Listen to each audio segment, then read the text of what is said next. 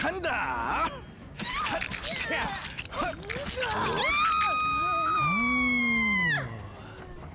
감사합니다. Oh my god! Did he throw an autograph? Hello? Alright, so that's pretty simple. Basically just from 60 to 70. Not sure how good that would be? Because 60 is already a lot. Oh my god, did he just wink at me? That's incredible, dude. That's incredible. Oh.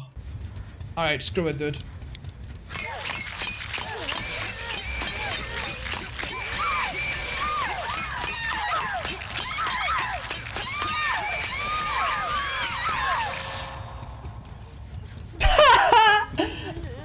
Alright, let's try it again. Yeah, just don't... Yeah, I'm pretty sure you can M1 super fast after this. One more and... Yeah, if you body block a survivor, they're basically dead. Alright. So Nina is in that corner. She's got maximum turrets on Doctor. She's about to down Mori. And we're gonna try to figure out if she can make her tremendously big turret radius, which is 32 plus like 8 from calm plus like 6 from calm plus 12 from agitation plus... Yeah, that's it. Okay. Plus 8 or so from distressing. Yeah. Yeah, I'm ready. Okay, so she goes down. Look how far she is. And I'm just hiding in the opposite corner, okay? Will I get exposed by Starstruck? Yeah. I mean, it's only 30 seconds. But still. Like, now you can hook and you can blast. Yeah, Nina, can you blast? And basically everyone in this entire map is exposed. Like, anyone she finds. Like, even if you're across the map, you're one-hittable. This is kind of scary, dude. If I was waiting for the rescue, this perk stops that. That's really strong. It does have a cooldown. But still. That's pretty nutty. Very significant. Kind of cool. Mwah. Alright. This is so nice. Let's see. Oh my god, dude. Oh my god, he's a real killer. Sorry, the game looks weird because we're testing colorblind settings. We can change them as we go. Oh, dude. Wow, that's a big change. This is, you understand, right? If a survivor was here, you were like, you basically saw this. Like, that's how much you saw above this slope. Oh my god. That is so nice, dude. That is actually super sweet. Oh my god, thank you, behavior, dude. Thank you. Can we give a just you know, quick clap and a quick thank you? We're getting that out of the way. Thank you. For those of you that just arrived, the Wraith got a pretty massive buff. From going at 126.5%, he now goes at default at 150. 150 default when cloaked. That's massive. And his Windstorm add-ons still add on to that. And we put them together. We have 3 stacks of plate your food that gives us 5%. It feels like it's over 200% already. And then 15 from Pellet Your Food, then 4% from Know It, then 5% for 10 seconds from Devour Hope in just a second. And, alright, I need her. And also we have Shadowborn, which doesn't do anything, but it makes the FOV wider and it looks like we're going fast. Alright, don't save her immediately. Let me get fast and... Whoa, let's go, dude! Okay, okay. Alright. Oh, this is good, but it's gonna get a little bit faster. Someone else, go into the locker. Alright, are you guys ready? Are you guys ready? Let's go, dude. Bing bong. Oh, okay. 3, 2, 1. Now. Oh my god, dude. Look. 1, 2, 3, 4. It takes 4 seconds to go from one side to the other of this building. Holy shit. We got this, dude. We got this. Let's go. Come on, skill check. Give it. Come on, dude. Come on, give me the skill check. Come on, give it. Give it! Bam. Okay, that's not crazy, but here we are, dude. Let's go. Uh-oh. Rancor! Rancor! I never thought of using Rancor like this. Ah! Okay. I'm in danger. Oh no! He knows! He knows! He can't be stopped! 간다.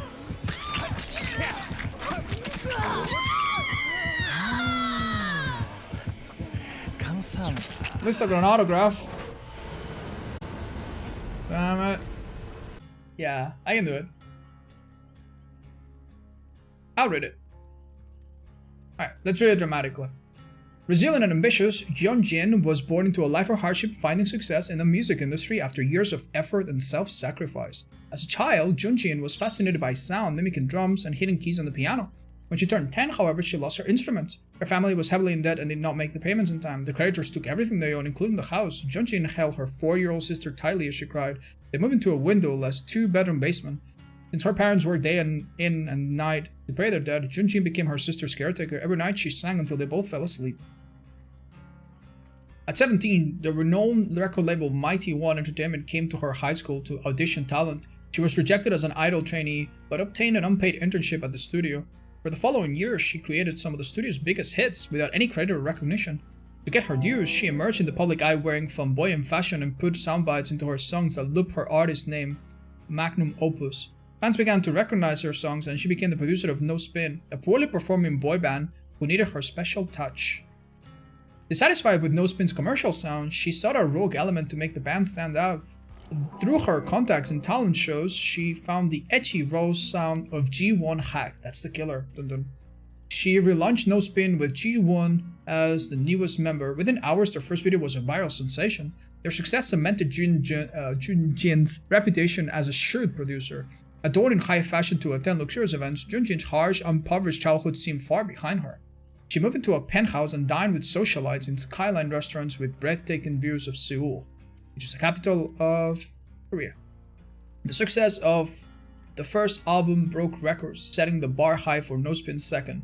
As they were recording new tracks, the fire alarm suddenly blared. Concerned for her safety, Jin hurried to evacuate the building and left the dallying staff behind. Only when she bolted out of the street did she realize No Spin was nowhere amongst the coughing crowd. A goliath of flames engulfed the building, slowly tamed by the steady streams of fire hoses. All members of No Spin perished in the fire except one, Ji-won. The album was ruined, the band was over, she would be shelved while Ji-won would rot away as an instructor for idol trainees. But she refused to be a victim who watched helplessly as vultures swooped in to take what was hers. Unknown to Mighty One Entertainment, she created new tracks to relaunch Ji-won's career. She pushed him to tap into this grief and create a song exploring his the pangs of sudden loss. The music video showed Ji-won saying goodbye to each member of No Spin. Junji cleverly launched the song under Ji-won's newly adopted stage name, the Trickster. He would embody both fear and awe like the legendary Dokaibi spirits. I'm not sure I understand the cultural significance of that. Ji-won's song was a global phenomenon, its universal themes of grief and guilt resonating internationally. Together, Jin, and the Trickster toured the world. Success greeted them on every shore, yet disturbingly, so did a series of eccentric murders. This connection unsettled Jin as she noticed that the tour dates coincided with the victim's time of death. She was wary after the loss of No Spin and anxious to preserve her artist, so she increased the Trickster's security to detail. What if the serial killer was an unhinged fan fixated on the Trickster, inspired by the artist's morbid songs? Dun dun dun. Returning to Seoul, Jin worked with Ji-won on his new material. When she entered the studio at the brink of dawn, she was surprised to see that Ji-won already there. He seemed exhausted, like he had worked all night. When she listened to his track, she discovered a bizarre intro filled with shrieks and snares. It was too experimental for her taste. A week later, another death was reported. The body showed traces of torture and was arranged in the same flamboyant style as previous murders. This time, diamond cufflinks gouged into the victim's eyes. into the victim's eyes. Okay, they messed this up. The following day, the victim was on every television channel. A video from the victim's social media showed her squealing surprise when her boyfriend handed her a heart-shaped birthday cake. Junjin's stomach churned. That voice, so familiar, and yet she had never met the victim. The next morning, her heart froze when she listened to the Trickster opening track. The shrieks in the song matched the victim's squeal. Did he sample the victim's birthday video? No, that was impossible. He had recorded the song before the murder was reported. She stared at G1 on the other side of the boot's glass window. He was No-Spin's only survivor. Everyone else was dead. Not to mention the eccentric murders that matched his story date, death trails that seemed to converge to him. If he caused this, no artist would survive the scandal. Junjin's career, no, her life would be over. All she had would be destroyed. A wave of nausea surged over her. Heart racing, she rushed to the restroom. Wild thoughts blazed through her mind as she splashed icy water over her face. There had to be a simpler explanation. Perhaps she was overworked, or maybe she did not trust her success. Her mind was fabricating the suspicion because the disaster was easier to trust than success. It was all in her head. She returned to the recording booth, eager to put her worries behind her. Months later, pressure came from Mighty One Entertainment executives. Revenue was down, and they blamed the Trickster since they disapproved the violent themes in his music and the knife tricks he pulled during performances. While Junjin was furious they scapegoated her artist, she agreed that G1's sound was too niche to generate profit. She told G1 she fought them off, but was ultimately outnumbered. Because of her initial fury, he believed her to be on his side. They were given 3 months to create and perform the next hit for Mighty One. Months flew by, and the time came for Junjin to take a seat at the executive's private show. She was confident about her song, but as soon as the music started, she knew something was amiss. Dense, foul smoke permeated the room. Junjin coughed and gasped for air, but the more she coughed, the more she inhaled. Her body sank in the chair, her limbs heavy and dumb, and her eyes widened as she watched terrified a nightmare come to life. The Trickster was a whirlwind of blunt, slashing, stabbing, and chopping limbs. The executives were carved up like meat. They could not run. They were stuck, like Junjin, paralyzed, a boiling rage swelling her gut. How could she have denied her instincts? The fire, the murders on tour. It was him. It had always been him. And she had always known from the start. Now her career was over, and so was Mighty One. Everyone she had worked with, her colleagues, her friends, dying before her eyes, everything she had taken from her once more. No, she would not let him. He would pay. He would know her suffering. Suddenly, dark coils of black fog rose from the ground, and she was somewhere else. Red lights flashed and blinded her. A spotlight found her in the darkness. Then crowd erupted, chanting her name. Magnum Opus. Magnum Opus. She smiled and welcomed the darkness within. Dun dun dun. What do you guys think? She sounds more like the villain? This is one of the few survivors that is actually, you know, really, really shitty. You can tell by her perks. Fast track. You know, sometimes the sacrifice of others is necessary to get ahead. Life is unforgiving.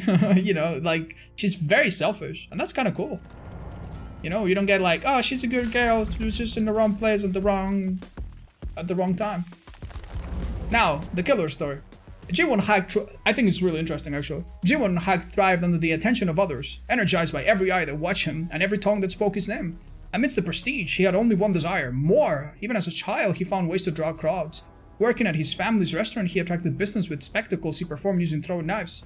Gullible tourists believed this was a traditional South Korean experience, gladly parting with their money to witness it. G1's father spent the restaurant's earning on dancing and vocal lessons for his son, pushing him to attain the fame he never could. G1 did not disappoint. After years showcasing his ability to nobodies at talent shows, he hit the track to stardom. Junjin Lee, a producer at Mighty One Entertainment, recruited G1 into her training program. He transferred to a dormitory in Seoul where for 14 hours a day he was crafted into a star, taught how to move and sing, how to carry himself with the right balance and confidence and modesty. That's absolutely a thing, by the way. There are literal idol schools out there.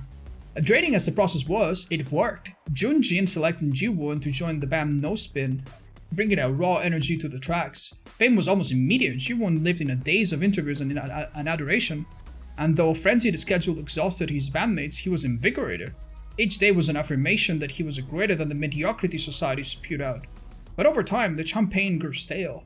When he looked at his fans, he saw their joy and envy split 5 ways, thinned out between each band member. The validation that had surged through him left a desperate yearning for more. Ji-won kept up the impressions, mimicking a charm, a long bird under loathing. He recorded the latest No Spin album with his bandmates, never missing a beat. After a lengthy lunch break, he returned to the studio to discover fate had granted him a gift. The scent of burning wires was unmistakable. He rushed back to the control room, finding the door blocked by fallen speakers. On the other side, his bandmates pounded on the door, their cries accompanied by the crackling of flames. G1 called to them, dashing to the speakers, grabbing one and stopping. He froze. Each breath was a conscious, deliberate process requiring all his attention. The nearby cries hardly audible until slowly he backed away. And then he heard it. They were screaming his name as they burned, screaming for him to save them. G1, G1, G1, hack. It was the most beautiful thing he'd ever heard. When the fire crew arrived, his tears were genuine. G1 was celebrated as a tragic figure, a hero who did all he could in a futile attempt to save his friends. Junjin paraded him through interviews until it was time to rebrand. He was reborn as the Trickster, a solo artist who produced his own songs, sporting a soft heart beneath a wild exterior. By the way, from concert setups on television stages, something grew darker. He targeted those who lived alone, coming to them in the night. The first was a college student with a fire escape that led to her living room window. Ji-won walked her with a baseball bat to the school, binding her arms and legs, gagging her with a rug duct taped into her mouth. He tortured her for hours, dissecting her alive. Yet there was something missing, a connection. He wanted to hear her pleading as he cut her belly open, but all he received was muffled cries through a rag. He learned and adjusted. Victims had to be abducted, driven to an abandoned building where he could let their voices carry unrestrained emotion. He made music from them, prodding them in the night, in the right places to evoke different types of shrieks and howls, stabbing the quadratus lumbar room, elicited a long guttural wail, while slashing the carotid artery created a sound similar to a cat being strangled. There was honesty in their suffering. G1 recorded each session, synthesizing and working them into his songs, hiding them behind layers of melodies. He was elated with his work. He left hints for police, rearranging a mink boa from a recent photo shoot around a victim's slashed throat. For his next killing, he removed the teeth from a man that a boxer in one of his music videos was without.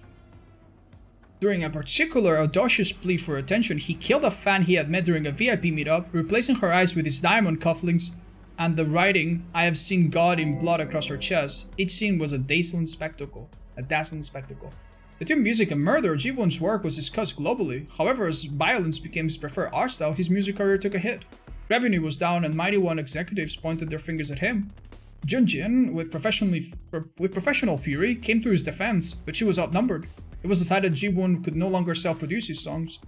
The decision was devastating. His tracks fused genuine humanity into music, yet executives rejected anything that wasn't generic and expected. And so be it. If they couldn't understand his art, he would incorporate them into it until they did. He had 3 months until he was to perform a private show for Mighty One's board members. 3 months to plan his magnum opus. He transferred obscene amounts of money to a veterinarian in exchange for canisters of nitrous oxide, then bribed the state technician of Mighty One's private theater for access to the room. His celebrity granted him a benefit of the doubt no regular person could conceive. When the show was ready, gas seeped into the room as executives and stagehands awaited Ji-won, conveniently running behind schedule. When he arrived, half-conscious bodies were splayed in their seats and crawling across the floor. He worked quickly, binding everyone, pausing only when he came to Junjin, the woman who had plucked him from a mud hole and set him on the path he deserved. She would be rewarded, granted special access to the coming display of wonder. Even under sedation, she fought a raging storm within her, far stronger than the others. He propped her up as the lone audience member, crying her eyes open. The others, sniveling and sobbing, were brought on stage to perform their final act. With a contemptible sneer, he slapped makeup onto their faces and shone stage lights upon them. They became his instruments. To the sound of self-produced melodies, he tortured them, gracefully dashing from one body to another, conducting an operatic crescendo from their wailings. They shouted, whimpered, screamed, cried for the loved ones, cried for their mothers. It was a magnificent outpouring of emotion, of what it meant to be human, and they did it with eyes fixed on Ji-won. Viscera drained from the stage until the toss of his throwing knives. The final human instrument fell silent and the music stopped. Covered in sweat and blood, an exhausted Ji-won looked to Junjin and bowed. Cartoon call, he had attained perfection. With blade in hand, he made his way to Junjin, prepared to tie up loose ends before the credits rolled.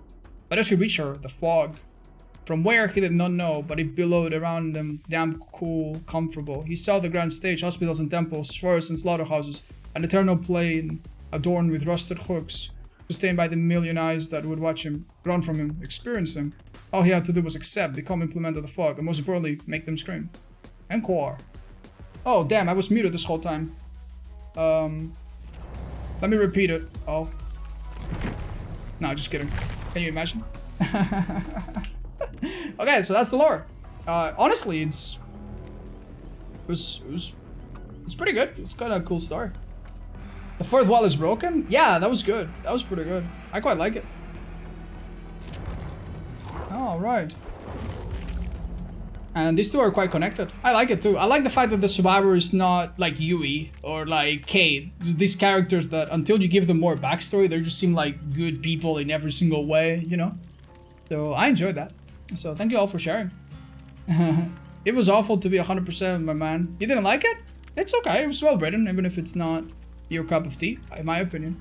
Have you already did the survivor's lore? Yeah, we just went through all of them. And after all of that, honestly, what else is there to see in this update? Very few things. If I find any of them, I'll be sure to cram them in a video and show them to you. But that's going to be all, guys. I'm going to be calling it a night. So if you want to say goodbye YouTube or whatever, now's the time. Thank you so much. Why are all the killers Japanese? Somebody explained that to What's Up. All right. Good night, everybody.